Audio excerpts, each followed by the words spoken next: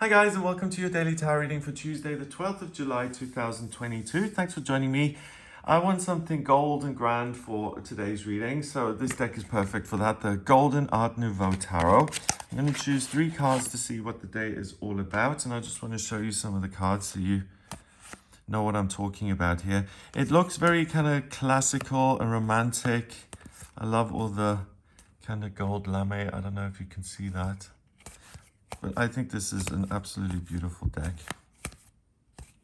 It appeals to my sense of drama and melodrama, like the night here. Right, so let's see what the cards want you to be aware of here on Tuesday and what's coming up for you on this day.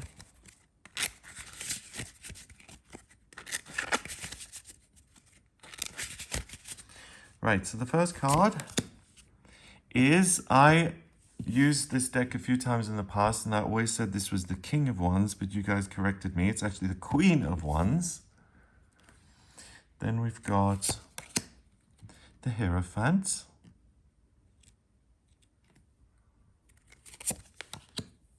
Ooh, and the Nine of Wands. What's interesting here is that these 2 cards are usually very positive. The Queen of Wands is usually this sunny, cheerful woman who's got a black cat in front of her. She's holding a wand, she's surrounded by sunflowers, and she's living her life purpose, and she's creative, and she's just thrilled. This one isn't. And neither is the Nine of Wands. That's usually someone who's relieved that he's overcome this huge obstacle. Yes, he has a bandage on his head, even in the regular tarot. But there's a sense of, oh, the worst is behind me, whereas he looks really grumpy and resentful. So the first thing that I'm getting is that things that may usually make you happy may seem somewhat flat and weirdly unfulfilling. I remember a big example of that. I was in some sort of swimming competition when I was like 16 or 17. And you know when you get a medal or something, they have this podium and the first 3 people who place, they get put up and then they get presented with their medal. And I was standing there and I was just like, I don't care about any of this. And it was such a depressing moment because it was like, you've trained for this and you just swam and you did all this stuff and then you waited for the ceremony and stuff. And you've got this look on your face. What's the matter here? And those kind of moments, they can appear randomly, right? I feel the important thing is not to take them too seriously and not to give up just because you've had that one moment. I remember my whole swimming thing went totally downhill after that. I was just like, well, if I don't care anyway, then why should I bother? And that, I feel, was a big mistake, because if I'd kept going, then I may have had other moments where I did feel the success and a sense of achievement. So if things feel weird emotionally and out of whack, like I should be happy and I'm not, or this ought to be really bothering me, but why don't I care? Just take that in your stride and try not to read too much into it. Those things are, they just appear at certain times, like the emotions are a little bit clouded or your reactions are unpredictable. It doesn't mean that this thing no longer matters or that you ought to turn your back on it or whatever, negative takeaway you get from that situation. Just see that as a blip, and it doesn't define the entire institution of what you're doing. Okay, so the Queen of Wands, she's someone who's able to live her life purpose, Wands, the element of fire. She's able to create something that fills her with passion and desire. And she's the queen, not the king. So the queens are able to look at an existing situation and to improve upon them. And the kings are about taking something that's completely empty and creating something totally new. So what's interesting is that with this card, you're able to look at the path you're on in life. And because we've got this kind of grumpy face on her today, you may look at situations particularly which seem to require a lot of work. Like you may be in a job that you no longer enjoy, and it may seem very difficult to make any changes because you're on a permanent contract. Or you're in a living situation that you're like, ugh, I don't really like this town anymore, I want to move. But you've got like 12 children and a husband and they're all signed up to this special school or whatever, and it seems impossible to change that. That's the sense I'm getting here, that you're able to identify what no longer works for you and what you'd like to change to make it work for you. But the problem may be that it seems totally set in stone, and it may make you feel disempowered and like, well, I don't have a lot of say about this. Now, the reality of the Queen of Wands is that she's never stuck and she's never stumped. She's never trapped in any situation. If she's able to overcome her own mood here and say, I am going to focus on adapting my circumstances so that I'm happy, she's able to change that around. She's able to manage it. So if there's a situation that seems absolutely impossible and you feel completely oppressed by it, or you feel like you've sold your own personal will away to a particular situation and there's no way out, the cards are saying there is a way out via this card and this card, because he's unhappy, but he's broken free. And then the Hierophant is the institution in itself. So I get a really positive message from this spread. It's saying that situations where you've completely given up and where you've said, I have no choice here anymore and I made my bed, now I have to lie in it. The cards are saying there are other beds you can lie in. Please don't accept this as a done deal. You can change things around no matter far down the rabbit hole you feel you've gone. And there's always an escape hatch or a different way out or something that you can alter. So with these faces here, it may not feel particularly pleasant to do this, but the cards are saying that doing this work will pay off in the long term. So even if in the short run you're like, oh, this is making me great and I just don't want to engage with this situation, it just seems so hard, do it anyway, because on the other side of it, you'll be much freer and much happier. Don't let an institution or a situation or a relationship contract, don't let anything like that oppress you and dictate your life for you. You're a spiritual being having a human experience. We've got all this fire. You have your own desires, your own needs, your own will for what your life could be. And you kind of owe it to yourself not to let yourself be dictated to by some sort of elevated figure. The reality is that you are that elevated figure in your own life. You're the authority in your own life. You have the keys to the kingdom, and you can go in whatever direction you want, no matter how many months or years you've spent being disempowered. You can pull that back anytime you want. Even if it doesn't make you particularly thrilled in that moment, it's worth doing that, and it's worth investing in yourself, because life on the other side with extra freedom is going to be much more enjoyable, and you deserve to enjoy your life.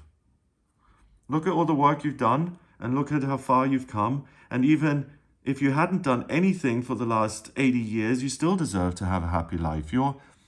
I believe that anyway. I think all of us, we come to this planet, we deserve to be happy and we deserve to have an amazing experience, and not everything is meant to be challenging and a struggle. We're meant to enjoy ourselves and to have fun and to feel passionate. That's what I believe, and that's what I choose to believe. Then we have this little salamander, which is interesting to me because in yesterday's reading, we also had a salamander. And the salamander to me is a mythical and magical creature. I've only seen them twice in my life. I saw one, I think last year when I was out on a walk with my mum's dog. And it's this little creature that crawls around on the ground, and it seems super vulnerable, and anyone steps on it, it's over. But at the same time, they contain such power. They're these fire lizards, right? And they can transform anything. So you may feel like a salamander. You're like, well, this situation, everyone's so invested in this. Imagine if you have a wedding coming up, right? And your parents paid for it, and you decide, or you find out that your husband or the future husband cheated on you and you want to cancel the wedding. Imagine that kind of situation. There's so much pressure, like everyone's going to be disappointed. They won't get their money back. What about all the people who've been invited? I'm going to have to uninvite them, and I'm going to have to make public why this hasn't worked out, and I'm going to feel humiliated and da-da-da. So it may feel like you're being squeezed, but ultimately it's your power and your right to say, this event isn't going forward because I don't want it to. And that kind of explains her facial expression, because no one wants to be in that situation, but it's so important to reclaim your power. That then allows you to change the situation from being one of these sycophantic monks here, kind of trying to get some blessings or little scraps, crumbs that he throws their way. And instead, you become the authority in your life and you're like, actually, I make the decisions. Thank you very much. I don't need to I don't need to be given permission or told that, oh yeah, in a few years we'll give you more responsibility and a pay rise. Just keep doing what you're doing and be quiet behind, that kind of situation. So you're able to take your power back no matter how difficult it feels. And then with the 9 of Wands, this is also about your life purpose.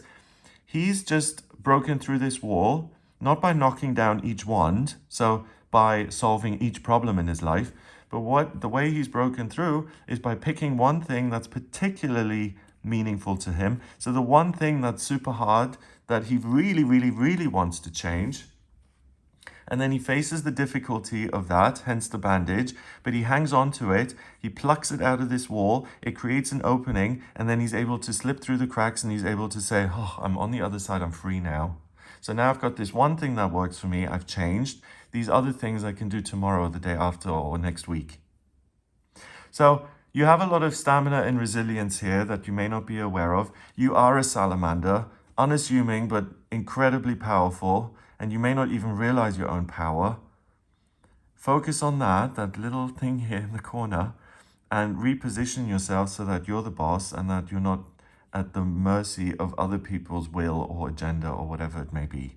You're not you're not meant to be under anybody's thumb here. It's your experience. You decide what it's like. And I know that's easily said, especially, if you do have a lot of responsibilities and you can't just pick up and traipse off to another town. But the fact is that you do have a say over your life. And if you're unhappy, you owe it to yourself to change things for the better. And you can always make a choice that will either improve things today or in future. And I know how that sounds. Sometimes it seems impossible, but the cards are saying, particularly if it seems hopeless and impossible, on this day it isn't. Look again. Pick one thing that you really don't want anymore. Embrace it and see, what can I do to change that? And the energy of the day supports you in doing that and moves you from this position to this one. So number-wise, we've got a chord card, that's 1, and 5 is 6, and 9 is 15. 1 and 5 is 6, and 6 is a temporary opportunity. So on this day, a little crack appears in this wall that you've been pounding for a long time and where you haven't made any progress, and you can make that crack bigger and create an opening so that you can slip through to the other side and free yourself of negativity. So I hope you're able to find that little crack in the wall. If you would like a personal reading with me, please get in touch via my website. It's gregoryscott.com. On the front page, click on Book Your Reading to order your reading with me. In my personal readings, I use the tarot, astrology, and numerology. If you have any questions about your life purpose, strengths, weaknesses, things that no longer suit you and what you could do instead, moving, relationships, finances, anything at all, please do get in touch with me for a personal reading. And if you like this video, then give it a thumbs up. Please hit subscribe and the little bell next to it, and also share the video online if you can. That would be super helpful. Have a wonderful day, and I'll speak to you tomorrow.